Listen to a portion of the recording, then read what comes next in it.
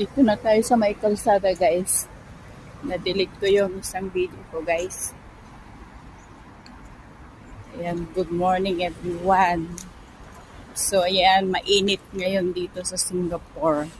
Sana maghapon ito. Kasi minsan umuulan, bigla-bigla. Walang paalam.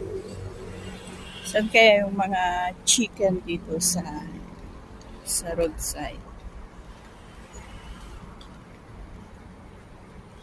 Nandito tayo sa may Adam Road, guys.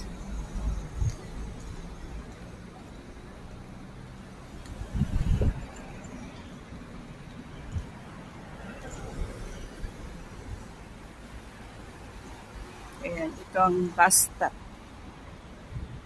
Ito ang mga makukuha nating bus number dito sa may Adam Road.